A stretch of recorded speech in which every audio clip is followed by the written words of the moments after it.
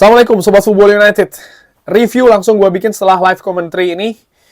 Manchester United kalah, tertunduk di kandang sendiri menghadapi Brighton 1-3. Ini hasil yang mengulangi musim lalu, di musim 2023-2024, di mana Manchester United juga kalah 1-3. Di mana pada saat itu bahkan Manchester United tertinggal 3-0 dulu, lalu Hannibal Mejbri memperkecil situasi. Di pertandingan tadi Manchester United sempat menyamakan kedudukan 1-1. Gue melihat Manchester United mengawali pertandingan dengan ceroboh. Di 5 menit awal sudah kebobolan dan proses terjadinya gol, Manchester United menurut gue pemain belakangnya tidak fokus terhadap situasi di atas lapangan. Ada ragu-ragu dari Matthijs de Ligt dulu ya. Apakah dia harus maju mengawal Danny Welbeck yang dengan cerdik sih menurut gua berada di posisi tengah, dari posisi belakang langsung memberikan long ball kepada Mitoma. Matthijs de Ligt tertinggal, dan gua tidak ingin menyoroti hanya Matthijs de Ligt saja, tapi bagaimana situasi Mazraoui yang nampak tertinggal dari Mitoma, dan Mitoma dengan enak memberikan assist crossing kepada Jakub Minteh. Dan pada saat itu juga tidak ada semacam kayak tantangan ya ataupun pengawalan dari para pemain belakang Manchester United. Dan awal yang buruk dari Manchester United hanya saja setelah gol tersebut, artinya setelah 5 menit awal, Manchester United berbalik dengan cukup drastis. Mereka tampil dengan determinasi tinggi, intensitas mereka naikkan, konsentrasi lebih bagus, bermain dengan rapi. Mereka sering berhasil untuk melakukan duel-duel, merebut bola, dan menciptakan beberapa momentum yang berbahaya dan juga beberapa peluang yang berbahaya di depan gawang Verbrugge. Dan ini terjadi sebenarnya sampai dengan sekitar menit ke-35.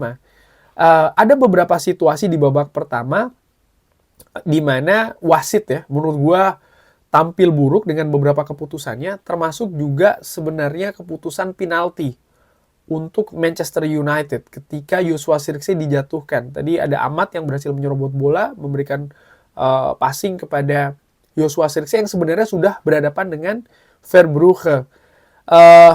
Baleba yang dari belakang menghadang Joshua Zirkzee dengan tangannya, dan Joshua Zirkzee terjauh dan diberikan penalti kepada Manchester United dari wasit.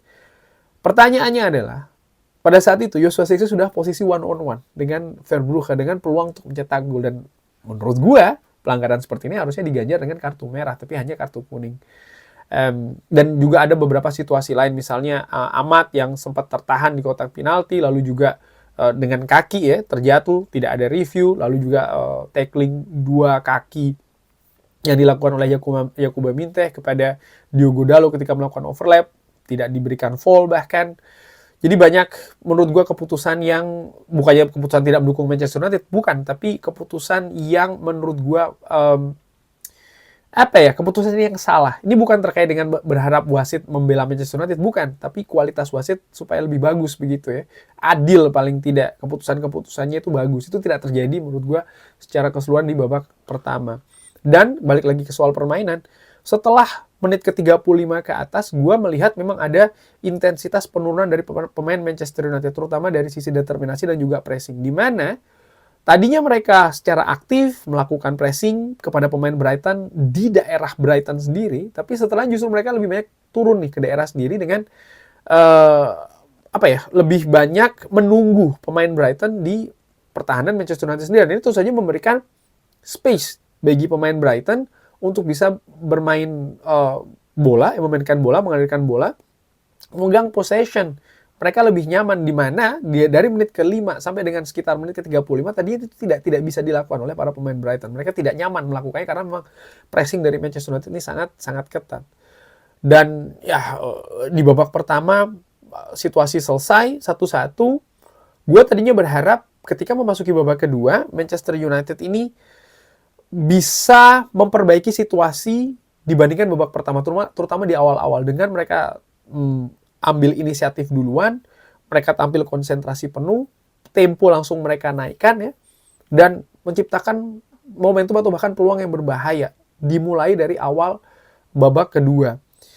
Tapi itu tidak terjadi.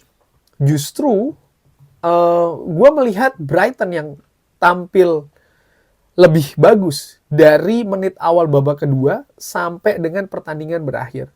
Mereka lebih banyak memenangkan duel, itu terlihat jelas ya menurut gue di babak kedua, dan mereka lebih lebih agresif, determinasi mereka lebih tinggi. Mereka lebih berani dalam situasi one on one, mereka lebih bisa memanfaatkan kecepatan, mereka lebih mengancam. Di menit ke-55 sempat ada gol dari João Pedro ya. Diawali dari situasi set piece. Untung pada saat itu ada situasi dengan Diogo Dalot yang dianggap itu dilanggar oleh Van Hecke kalau tidak salah, dan akhirnya golnya dianulir. Tapi dari momentum tersebut sudah menunjukkan bahwa memang ada hal yang menurun penampilan Manchester United. Bukan hanya lini belakang, tapi hampir semua lini menurut gue. Dan puncaknya di 5 menit setelah, di menit ke-60, Mitoma mencetak gol. Di situasi yang menurut gue koordinasinya buruk, lini pertahanan Manchester United, Andre Onana ada kontribusi di sana. Karena misalnya dia bisa saja memotong bola, memotong crossing tersebut. Diogo Dalot juga gue beri tanda tanya kenapa bisa memberikan space yang begitu luas kepada Yakuba Minte, dan juga Nocer Mazraoui yang nampaknya tidak melakukan screening situasi dengan bagus. Mungkin dia berharap Onana memotong bola, tapi menurut gue sebagai pemain belakang dia tidak bisa menggantungkan situasi kepada pemain lain. Dia harus punya inisiatif, dan gue melihat dia pun juga tertinggal sekian langkah dibandingkan dengan Mitoma. Ini seperti mengulangi situasi di gol pertama. Dia nampak kesulitan betul nih dengan situasi menghadapi Mitoma ya. Lalu setelahnya ada pergantian yang dilakukan oleh Ruben Amorim dengan memasukkan Toby Collier dan juga Garnacho, menggantikan dua pemain tengah Kobbie Mainoo dan juga Ugarte. Ini hal yang sama yang dilakukan ketika menghadapi Southampton. Ternyata ini tidak berhasil menurut gue. Dan hampir segala sesuatu yang dilakukan oleh Ruben Amorim di babak kedua tidak berhasil. Karena situasi Manchester United pun juga tidak membaik ya di sisi permainan dan juga dari sisi hasil. Di babak kedua Manchester United nyaris tanpa peluang yang berbahaya. Situasinya tidak seperti di babak pertama. Secara keseluruhan gue melihat ada degradasi penampilan Manchester United dari babak pertama ke babak kedua. Di gol ketiga, yes, semua melihat itu murni salah Andre Onana. Dan menurut gue ini harus diambil langkah tegas oleh Ruben Amorim. Gue sempat menyebutkan di channel Football United setelah Manchester United ini menang adu penalti menghadapi Arsenal, pada saat itu Alta Bendir tampil fantastis. Gue berharap malah Alta Bendir diberi kesempatan ketika menghadapi Southampton. Tujuannya apa sih? Memberikan semacam kayak intimidasi atau ancaman. Bukan hanya soal penjaga gawang, tapi juga pemain lain. Ketika mereka tidak bisa perform, bisa mendapatkan hukuman digantikan pemain yang lain. Dan ini berlangsung terus ya. Walaupun tentu saja tidak secara kaku diterapkan seperti itu. Artinya setiap pertandingan siapa yang ditampilkan berdasarkan evaluasi dari pertandingan sebelumnya. Tidak sekaku itu juga. Tapi khusus untuk penjaga gawang menurut gue, melihat dari apa yang terjadi, misalnya ya mengistirahatkan Onana mungkin bisa dianggap sebagai treatment juga begitu, bukan hanya sekedar hukuman tapi juga sebagai treatment. Dan itu menurut gue yang memperburuk situasi. Setelah situasi 1-3, gue seperti biasa setelah Manchester United ini kebobolan, gue ingin melihat apa yang terjadi di atas lapangan, karakter, perubahan strategi kah atau seperti apa yang terjadi di atas lapangan.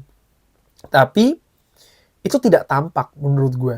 Pemain yang dimasukkan oleh Ruben Amorim, Garnacho, Toby Collier, tidak banyak memberikan kontribusi berarti di atas lapangan. Pun setelahnya, Antonio yang dimasukkan, juga Rasmus Højlund, tidak banyak merubah situasi di atas lapangan. Artinya, ada penurunan permainan, dan gua menyoroti juga Ruben Amorim, bagaimana strategi yang ditampilkan ya secara detail di pertandingan ini tidak berjalan di babak kedua. Jadi dia juga menurut gua memiliki kontribusi tentu saja di kekalahan ini. Di samping ya, gue ulangi lagi, Andre Onana buruk penampilannya, jelek sekali. Tapi juga pemain-pemain lain, menurut gue secara individu, secara kolektif di babak kedua ada penurunan yang dalam. Dan sayangnya Manchester United ya, dari sisi taktikal Ruben Amorim tidak mampu melakukannya. Dan kalau gue melihat misalnya pemain-pemain yang tampil dari bangku cadangan pun juga tidak berkontribusi. Gue nggak tahu apakah ini berarti memang bangku cadangan Manchester United kedalaman skuadnya tidak bagus ya. Tapi yang jelas hal yang terjadi di pertandingan sebelumnya ketika menghadapi Southampton tidak terjadi ketika menghadapi Brighton. Gue melihat dari 4 pertandingan terakhir, apakah Manchester United ini masih belum bisa bermain dengan sistem Ruben Amorim 3 back ya, 3-4-3 atau 3-4-2-1. Kalau melihat dari 4 pertandingan terakhir, menghadapi Liverpool, menghadapi Arsenal, menghadapi Southampton, dan juga menghadapi Brighton, sekali lagi ya, secara prinsip menurut gua memperlihatkan bahwa pemain Manchester United nampaknya sudah mulai bisa. Bahkan perkembangannya bagus nih, secara fundamental. Tapi yang gua soroti sekarang ini adalah detail dari satu pertandingan ke pertandingan yang lain. Karena Liverpool berbeda dengan Arsenal, berbeda dengan Southampton, berbeda dengan Brighton. Dan adaptasi taktikal, menurut gue, di situ pertanyaannya. Nampaknya masih belum bagus Ruben Amorim di Manchester United. Gue nggak tahu nih apakah karena memang dia masih juga melihat situasi tim lain, kompetisi dia juga masih beradaptasi. Dia juga tentu saja butuh informasi-informasi mengenai klub-klub lain ya, skuadnya seperti apa dan lain-lain. Apakah terkait dengan hal tersebut, gue nggak tahu. Tapi terlihat jelas memang intensitas itu hadir di pertandingan. Bahkan tadi ketika menghadapi Brighton dari menit ke-5 sampai menit ke-35 Manchester United tampil bagus sebenarnya, tapi tidak bisa secara berterusan. Ataukah misalnya mungkin karena kelelahan, karena menghadapi Liverpool, Manchester United squad tampil luar biasa sampai dengan menit akhir ya, dan dikonfirmasi oleh Ruben Amorim squad ini kelelahan setelah pertandingan. Menghadapi Arsenal 125 menit plus adu penalti, menghadapi Southampton 3 gol di 8 menit terakhir, artinya mereka bermain terus ini, agresif, determinasi tinggi sampai dengan menit akhir ya. Lalu buahnya menghadapi Brighton, kehabisan bensin. Apakah seperti itu? Bagaimana mau Sobat Bubul United? Seperti biasa silahkan drop di kolom komen.